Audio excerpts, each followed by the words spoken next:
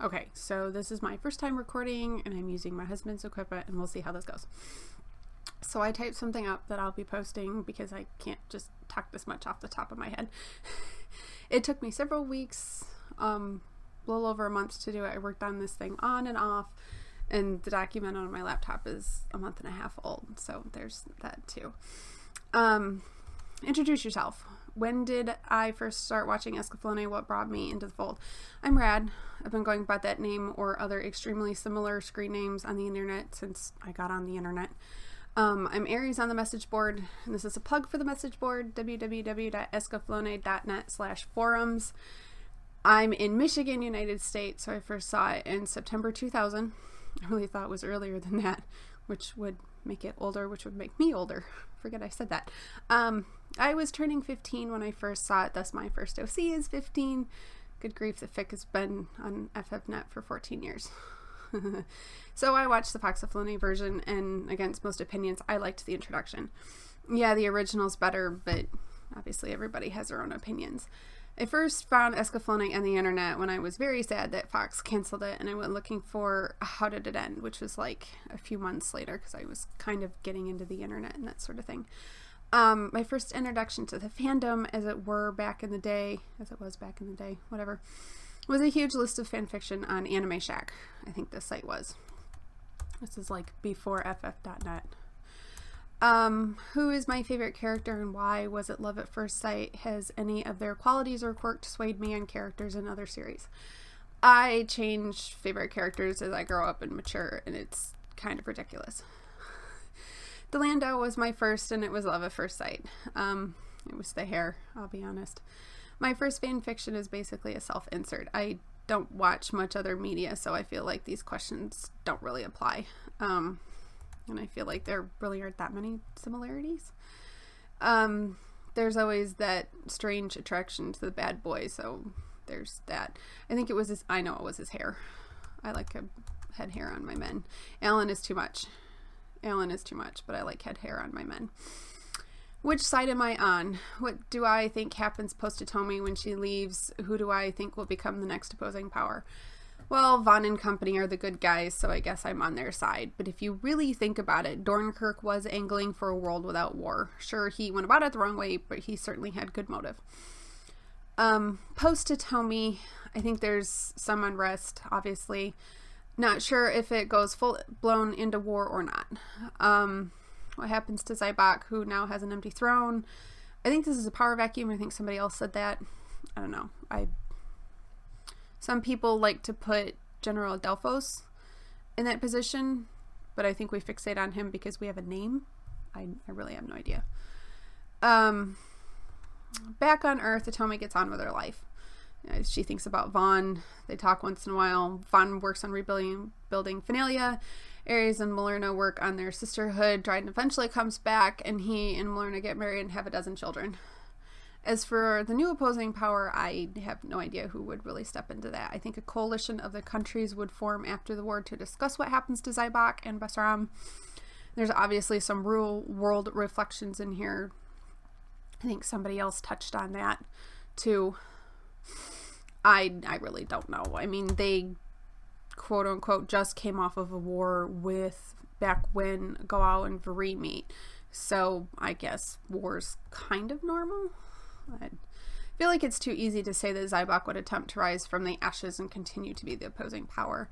Basram could try to be the opposing power with their Energist bomb. Maybe some other country, one we don't even know exists, sees all this squabbling and steps in. I don't know. Enjoy your fan fiction. Enjoy your personal headcanons on this topic. Hitomi grows old, never forgets Vaughn, as she says, probably has small visions of him, and I believe he of her as they grow older, so they just grow up and be happy and never forget each other. Least favorite plot point. Was there something I think should have changed? What do you think could have made it better? Sorry for that pause. I think my recorder thing froze, but hopefully not. I was really unhappy that Mahad died, but it also furthered the plot. I guess I'm more unhappy about the missing plot, the original 39 episodes or whatever, than anything that actually happened, as in what happened in those missing episodes. I think it's 39. I just said that. And the lack of explanation. I mean, a lot of it falls apart when you look at it realistically. So more explanation, more backstory. Like, how does the Pillar of Light work? And what's the Aston girl's history? And how did Mahad get Marlene's hand in marriage? And la la la.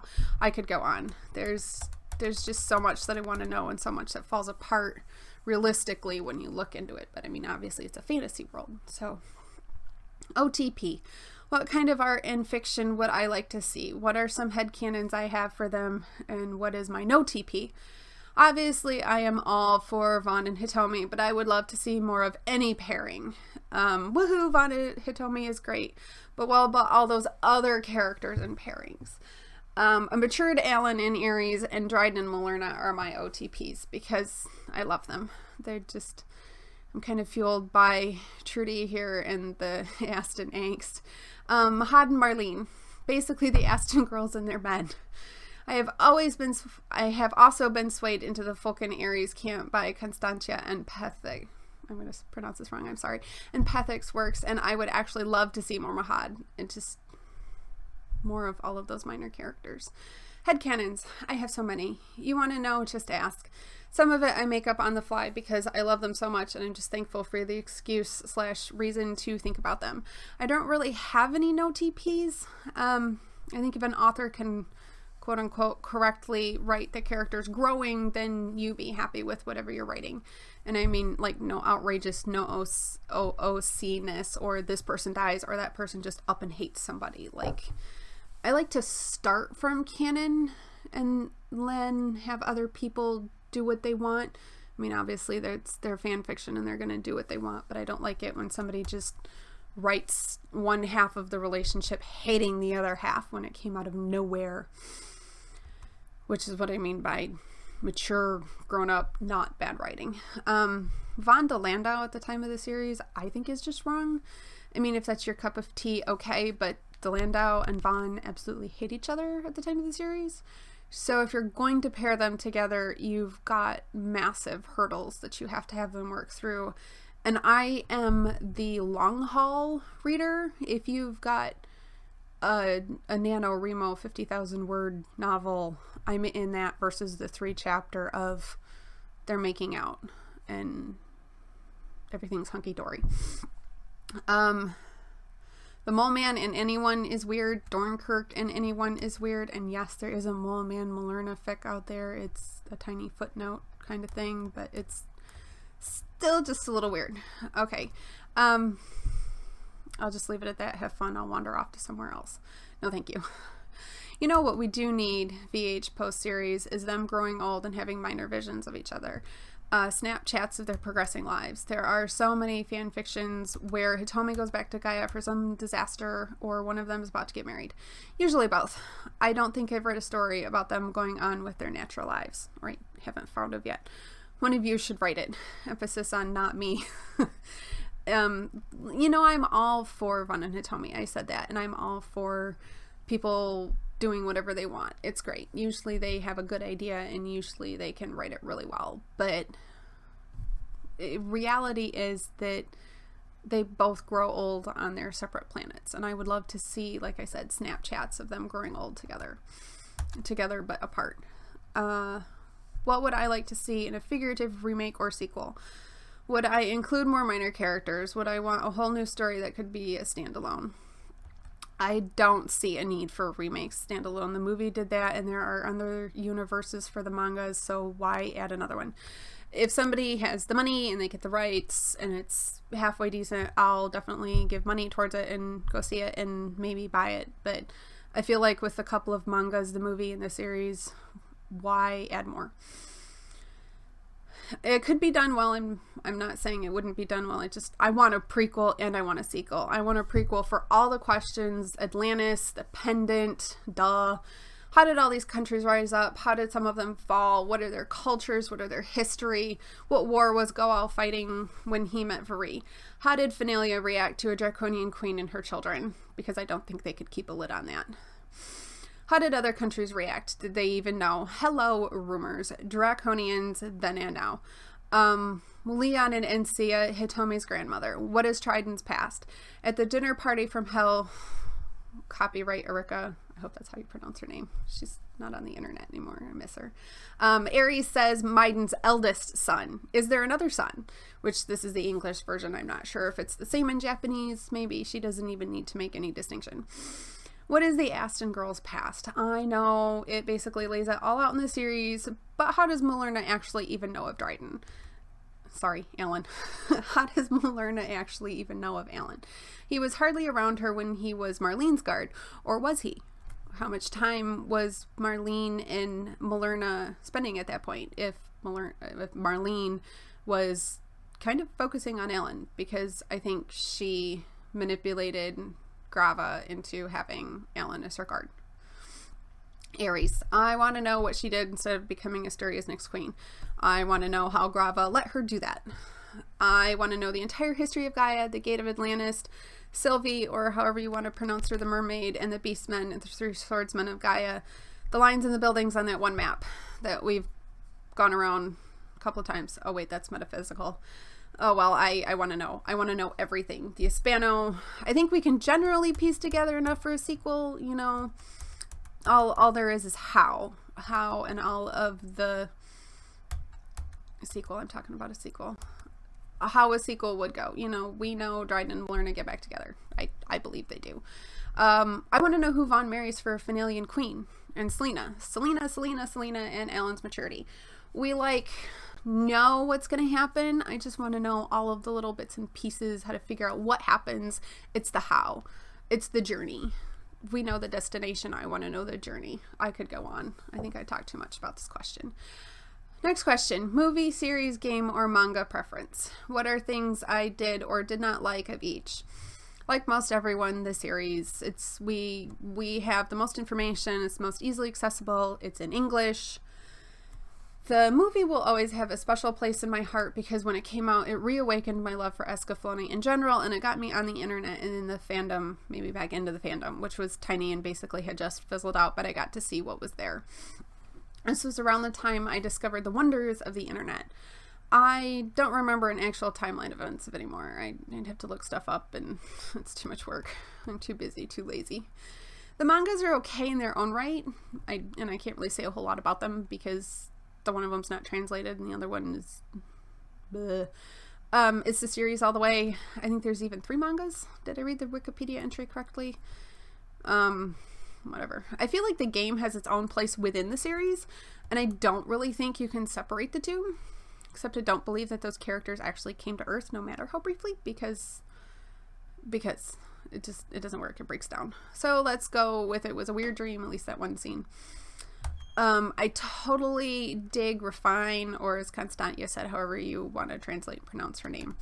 I am all for Lady Warriors in Cybok, advancement, equalization, that sort of thing. I'm gonna miss the button. Pause. Oh, there's the button to get it recording again. Okay. What I don't like of each of the different universes, the sexualization of Hitomi in the manga version that was translated to English. I don't have a dislike for them particularly because I haven't read or seen enough to have opinions. I wish the movie had more time to flesh things out, but that's what happens when you cram a story into about 90 minutes. The CDs, all of them, I want them in English. I wish Lizard's sites were still up, or at least on one or the other of the site-saving sites. She had scripts. Those were awesome. I'm not going to do an impression. Moving on. What do you think about the idea of a redub? What are your feelings about the current cast selection for Vaughn and the others? This is the Kickstarter.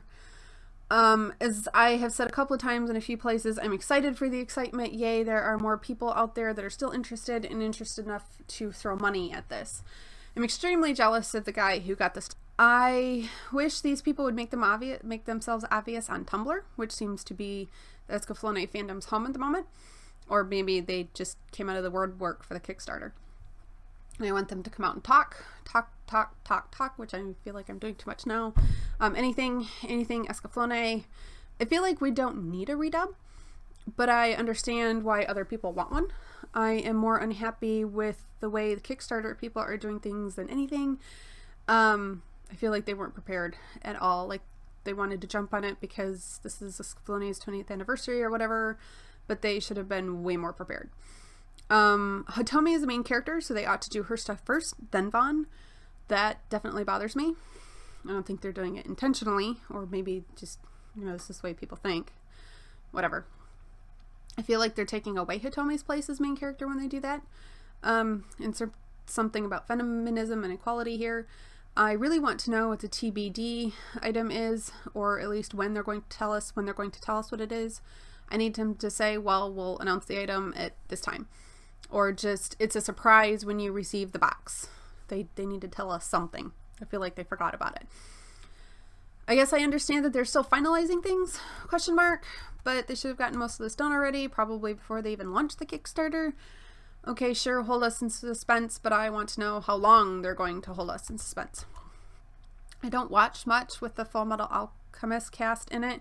I don't watch a whole lot of anime, and I haven't watched a cartoon which would have voice actors in it in a long time.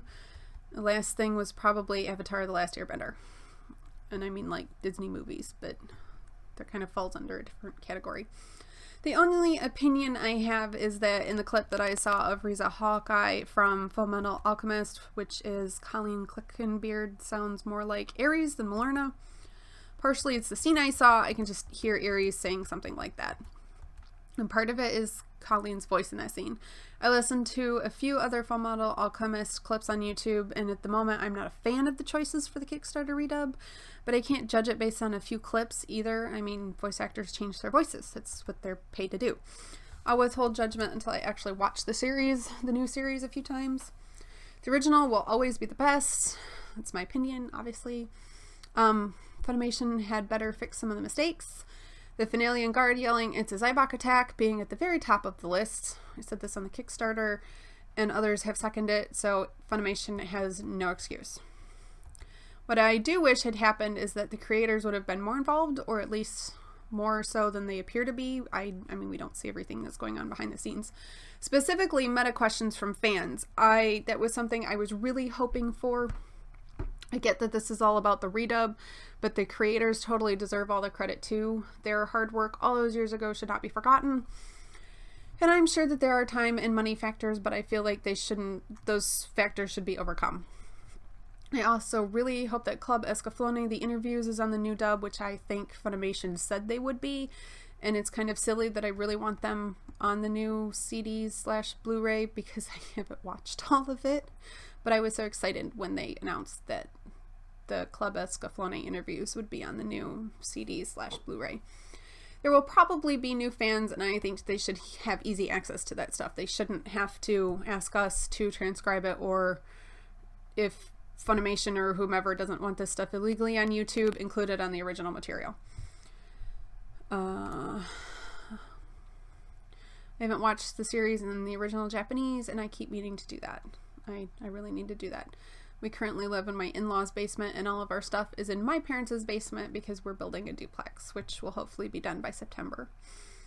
Top of my list, watch the Escaflowne series in Japanese, including the movie. Recite my top 5 characters by name. Oh, Ares, Dryden, Malerna,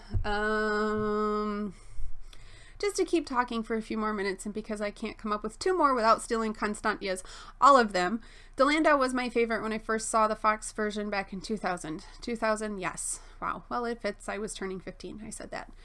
That's what happens when I fill out these things over the space of too long. Where was I? Oh, favorite character over 15 years. As I got a little older, it was Dryden for a little while, and then Fulken for a while. Gaddis was in there too. I think most of these people have long hair in common. Ares has been a constant since I discovered her background on the internet, though interest in her fluctuated. Very much in thanks to Eureka on fanfiction.net. I miss her. Basically all of the characters. I love everyone in Escaflowne. Some less than others. The Mole Man, Dornkirk, but I guess it's only the one time the Mole Man is gross. I think I've blathered on enough. Microsoft Word says there's 2,500 words. There will probably be more because I added in some as I was reading my script. I really wonder how long this is going to be. Everyone else do this, or at least type up responses. The plug for the message board again, www.escaflowne.net/forums. Everybody have a great day.